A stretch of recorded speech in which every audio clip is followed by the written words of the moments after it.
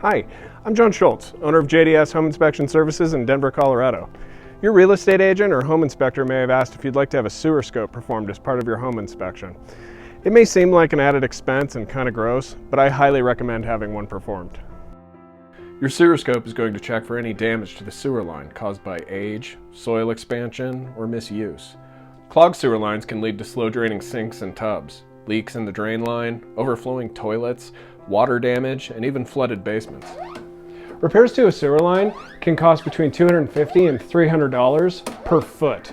So it's important to have a sewer scope performed before you buy, to potentially avoid tens of thousands of dollars in sewer line repairs. Your home's sewer line runs underground, from the home's plumbing system, through the yard, and out to the street. Sewer line depths vary in Colorado. It's generally about 4 to 12 feet below the surface. Out here in the middle of the street is where it meets up with the city line. Just remember, when you purchased your house, you purchased everything from the house all the way out to this city line. Septic systems have a similar line, however they don't connect to a city line. If you have one of these, it's best to have the entire system inspected by a contractor specializing in septic systems.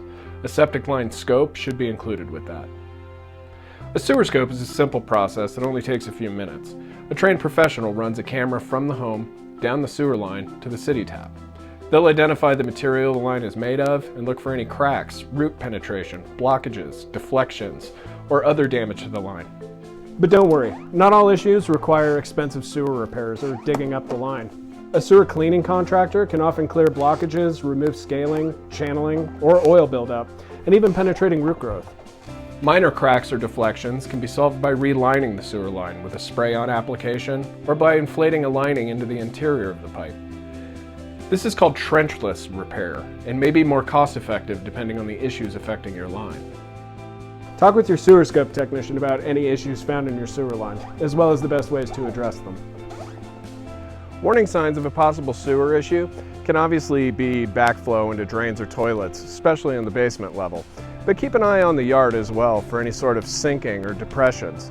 Keep an eye out on the driveway and sidewalks for any sort of settlement or displacement that could be an indication of a sewer issue. Just pay attention to the area where the sewer runs through the yard. Believe it or not, if you have a suspiciously lush and green section of your front yard, it might be an indication that it's, well, getting a little bit more fertilizer than the rest of the yard. A sewer cleaning should be performed as part of regular home maintenance every 1 to 3 years, especially on older homes with clay or cast iron pipes. Now that you know your sewer's in good working order, be sure to take care of it. Remember, anything that goes down that drain goes down that line. Avoid using your kitchen disposal like a trash can. Fruit and vegetable skins, coffee grounds, and eggshells easily clog up sewer lines. Cooking oils and grease can build up on the interior of the line, restricting flow. All of these are better disposed of in the trash, just like Grandma did. Now, in the bathroom, despite what the label says, flushable wipes should never be flushed down the toilet.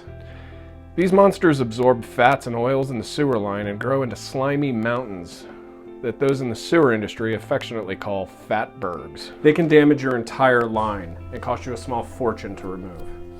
Also avoid flushing baby wipes, diapers, feminine hygiene products, condoms. A simple drain strainer installed in the shower will keep excess hair and shampoo from clogging up the shower lines. I hope this illustrates that with the high cost of repairs, it's important to know the state of your sewer line before you buy. Also bear in mind, home insurance ends at the perimeter of the house. So any repairs that need to be done to the sewer line are going to be the homeowner's responsibility. Thanks for listening, and be sure to check out our other videos for helpful tips on other home-related subjects. Accessible. You can see a little bit of a bulge in the line, just indicating how flexible these lines are versus those clay lines without cracking and breaking.